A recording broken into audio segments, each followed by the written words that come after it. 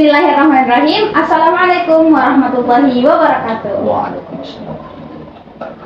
Hai Sobat Mansel, kembali lagi di Modcast Madrasah Podcast. Nah, di pagi hari yang cerah ini kita bertemu kembali di Modcast ini. Nah, hari ini narasumber kita itu ada Ustadz Idhar, Ustadz Nurul Idhar SPDI, yang merupakan salah satu guru di Man Kepulauan Selayar. Nah, teman-teman, di bulan Ramadan ini kita pastinya mendapatkan amanah, janji, dan lain sebagainya. Betul, Ustaz? Maka di kesempatan emas ini kita akan membahas dengan tema memelihara amanah dan janji. Nah, sebelum kita masuk di tema, bagaimana Ustaz? Kabarnya hari ini sehat? Alhamdulillah, so fine today. Masya Allah, so fine today. La ilaha illallah, Allahu Akbar. Alhamdulillah, puasanya lancar. Alhamdulillah, semoga lancar sampai akhir Sampai di tanggal 19. Iya, 19. Sebelumnya saya terima kasih sudah menyempatkan waktu di tengah padatnya jadwalnya Ustadz Idhar, ceramah kemana-mana, datang kemana-mana. Terima kasih banyak. Alhamdulillah, ini kehormatan bagi saya. Wah. Menjadi pembicara pertama di podcast nyaman. Madrasah Podcast. Masya Allah. Nah, Ustadz, bisa kita mulai? Boleh. Tanya. Nah, Ustadz, kita kan ini mengambil tema memelihara amanah dan janji. Nah, kalau di dalam Islam itu sendiri, apa sih amanah dan janji itu? Iya, kalau kita berbicara amanah dan janji, sebenarnya referensinya kuat dalam agama kita. Di surah Al-Mu'minun itu sudah jelas sekali di ayat ke-8 bahwa salah satu ciri orang beriman itu dia harus mampu menjaga amanah dan janji. Walladzina hum li amanatihim wa ahdihim ra'un. Jadi janji dan amanah itu dua kata yang didekatkan dalam satu ayat. Oleh karena itu tema kita pada hari ini tentang janji dan amanah. Islam memandang bahwa seseorang yang berjanji itu dia harus dapat dipercaya. Apakah janji itu terkait sebuah pekerjaan? Apakah janji itu terkait dalam hubungan sosial? Ataukah dia terkait dalam sebuah rumah tangga? Apapun modelnya, maka janji itu adalah sebuah sikap yang harus dapat dipercaya. Jadi orang yang berjanji itu harus dapat dipercaya. Kemudian amanah itu terkait perilaku, ikrar atau komitmen seseorang untuk melakukan sesuatu atau tidak melakukan sesuatu. Jadi dia harus berkomitmen untuk menepati atau memegang amanah itu. Karena ketika amanah tidak ditunaikan, janji misalnya dilanggar, berarti keimanan seseorang itu dipertanyakan. Karena amanah dan janji itu yang ditunaikan adalah ciri orang yang beriman. Sebagaimana tadi yang kami sebutkan pada ayat ke-8 di surah Al-Mu'minun itu, walladzina hum li amanatihim wa ahdihim ra'un. Itulah pandangan atau perspektif agama kita terkait janji dan amanah. Ya, saya kira seperti itu. Nah, kan janji dan amanah itu kan berbarengan besar. Anggaplah kalau kita di dunia ini misalkan saya bersama teman saya itu jalan beriringan. Nah, tapi bahasa sederhananya apa sih perbedaan antara janji dan amanah yang mungkin ketika kita mendengar janji dan amanah satu kata yang bisa kita ingat bahwa oh ini bedanya. Kalau amanah itu komitmen, sebenarnya sikap kesanggupan kita atau komitmen dalam menjalankan sebuah kepercayaan orang lain, sehingga dalam proses berinteraksi itu hubungan sosial kita itu terawat dengan baik dengan orang lain. Saya kira seperti itu. Sederhananya dilihat dari sikap kita. Jadi kita komitmen akan sebuah kesepakatan yang kita bangun dengan orang lain. Akan tetapi itu tidak hanya di lisan, ada juga di aspek lain. Makanya ada namanya taken kontrak dalam sebuah perjanjian. Jadi ada yang istilahnya tulisan dan ada yang lisan. Jadi makanya di dalam dunia pengadilan itu ada namanya tulisan.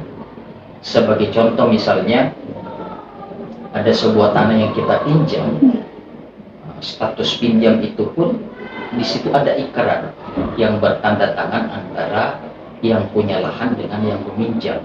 Oleh karena itu sesungguhnya dia terbagi bukan hanya pada aspek berbicara, tetapi juga dalam aspek tulisan. Tetapi kesimpulannya sama, kita harus komitmen akan janji yang telah kita buat, atau kita amanah akan kesepakatan yang telah kita bangun antara satu pihak dengan pihak yang lain. Jadi sederhananya seperti itu, ada komitmen, ada sikap yang dapat dipercaya. Jadi kalau amanah itu istilahnya sikap kesanggupan kita, seperti itu. Kemudian janji itu sikap kita untuk dapat dipercaya. Karena kesimpulannya nanti ujung-ujungnya adalah membangun relasi yang berdasarkan kepercayaan antara satu dengan yang lain. Iya, beda-beda tipis sih. Makanya di Quran itu dia berdekatan. Jadi yang satunya itu tentang sikap kesanggupan kita itu amanah. Kalau janji itu sikap dapat dipercayanya seseorang. Saya kira dua frase itu yang mewakili untuk dapat membedakan secara sederhana. Nah, terus kalau contoh-contoh orang yang tidak menepati amanah dan janji itu seperti apa sih?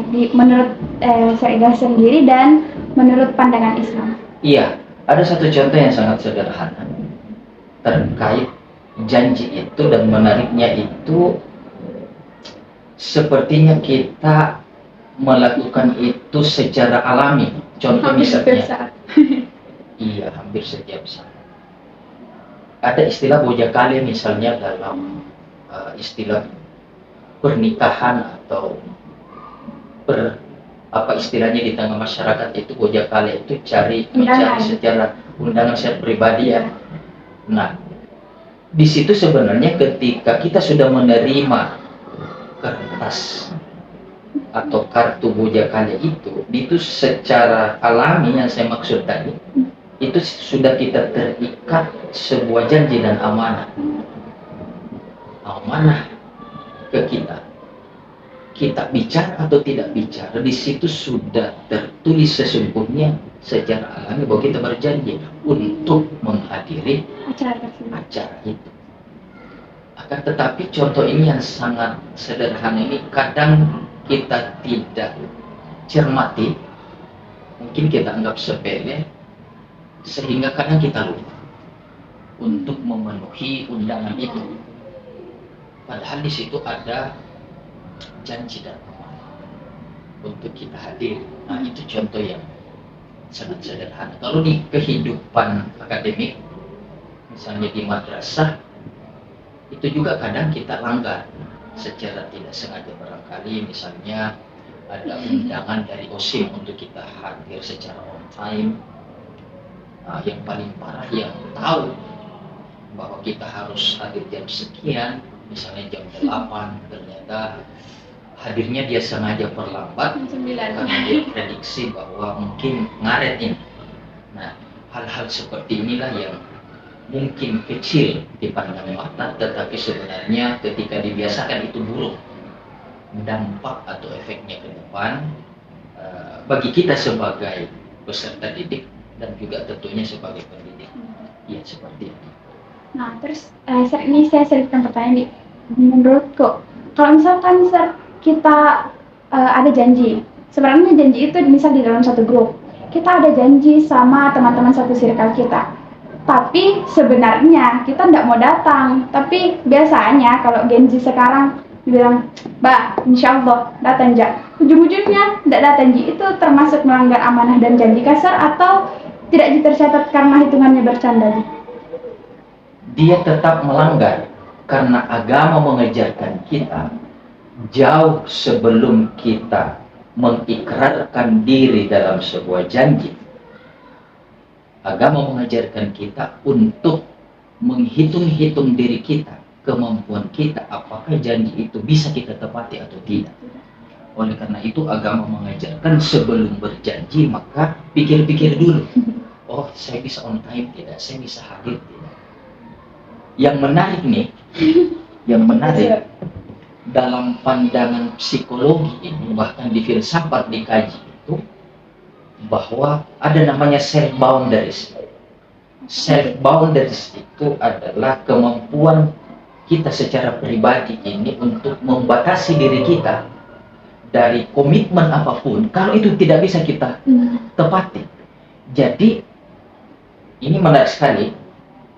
Psikologi dan filsafat mengatakan ketika ada orang yang mengajak kita untuk menghadiri sebuah kegiatan misalnya, otomatis di situ ada amanah, ada janji. Maka ketika kita tidak mampu dan anggaplah misalnya ada kegiatan yang lebih penting dari itu, jangan karena tidak enak kita bilang oke, padahal kita tahu kita tidak bisa hadir. Maka kita harus tegas bahwa saya tidak bisa. Itu disebut dengan self boundaries yang sehat. Membatasi diri untuk mengikuti kegiatan itu karena kita punya kegiatan lain yang urgent dan sehat bagi kehidupan pribadi kita. Bukan egois. Justru ini sikap yang bermanfaat bukan hanya pada pribadi kita, tapi bagi mereka yang membuat kegiatan, sehingga kita tidak menjadi bagian yang anggaplah dalam tanda petik merusak proses kegiatan itu. Seperti itu agama kita memandang sesungguhnya. Jadi hati-hati dalam berjanji. Kalau misalnya kita sudah tahu ternyata kita tidak mampu memenuhi janji itu, maka jangan coba-coba berjanji. Nah, kalau mampu berjanji, ini dalam kondisi teknologi yang modern ada di HP kita, tulis di remindernya. Bahwa di reminder itu ditulis di urut janji saya ini, kegiatan saya ini, sehingga kita bisa on time, kita tidak bisa menyakiti hati orang hanya karena kita melanggar undangannya misalnya atau janji-janji yang telah kita sepakati. Seperti itu pandangan Islam sesungguhnya. Kalau bahasa Genzinya mungkin tidak usah jadi people pleaser yang harus semua diiyakan saja, padahal kita tidak bisa. Makanya ada self boundaries yang jujur. Mungkin sepintas orang yang mengajak kita, mengundang kita, dia memandang oh kita egois. Padahal self boundaries itu menyehatkan. Karena ketegasan kita yang dibangun dari sebuah integritas, kejujuran bahwa kita tidak mampu. Daripada kita bohong, ujung-ujungnya hubungan sosial kita tidak baik. Nah, kita tidak menghadiri dan kita sudah tahu bahwa kita tidak akan bisa hadir hanya karena tidak enak kalau mengatakan pada saat itu saya tidak bisa. Seperti itu. Relate sekali itu. Terus kira-kira apa sih dampaknya orang yang tidak amanah, baik dalam kehidupannya kah, di sosialnya kah, atau bahkan hubungannya sama Allah? Yang pertama, kebohongan pertama itu bisa melahirkan kebohongan berikutnya. Maka dampak yang paling fatal bagi pribadi kita yang tidak amanah, tidak mau janji, itu akan menjadi sebuah bad habit dalam kehidupan kita. Ke depan akan seperti itu lagi karena sudah menjadi kebiasaan yang buruk. Efek bagi orang lain itu hubungan atau relasi sosial kita, ukhuwah kita, silaturahim kita akan buruk. Kenapa? Karena kita sudah melanggar janji-janji atau amanah yang telah diberikan orang lain kepada kita. Makanya agama mengajarkan kita, ukurlah setiap tindakan itu, apakah itu baik bagi kita. Ketika baik, maka boleh jadi juga berdampak positif bagi orang lain. Kan seperti itu. Dan Tuhan Maha mengukur, Maha menilai kebaikan kita. Ya'mal mithqala dzarratin khairan wa may ya'mal mithqala dzarratin syarran. Kita harus yakin perilaku negatif itu pasti balasannya juga negatif. Kebaikan sebesar zarah itu akan hitung. Tidak ada yang lepas akan hukum ilahi. Jadi seperti itu dampak-dampaknya bagi kita dan bagi masyarakat atau orang lain. betul-betul janji dan amanah itu sangat amat important ya Ustaz. Iya, betul. Kehidupan kita. Nah, Karena efeknya yang luar ya, biasa kepada orang lain, kepada kita semua. Dan itu di semua dimensi kehidupan, bukan hanya di dunia akademik, bukan hanya di madrasah, di sekolah, itu terjadi di kantor, di perusahaan, dan di semua profesi. Ketika janji itu dilanggar, maka yakin dan percaya networking tidak akan terjaga dengan baik. Seperti itu saya kira. nah, dua terakhir Ustaz, bagaimana sih cara kita untuk selalu berusaha menepati janji? Misalkan kita sudah mengukur dan menakar bahwa kita tidak bisa di sini. Nah, cuman ada kalanya kadang kita ada rasa-rasa malas lagi Ustaz. Nah, bagaimana caranya? Apa yang harus kita tanamkan ke diri kita khususnya bagi generasi sekarang untuk selalu menepati janji itu?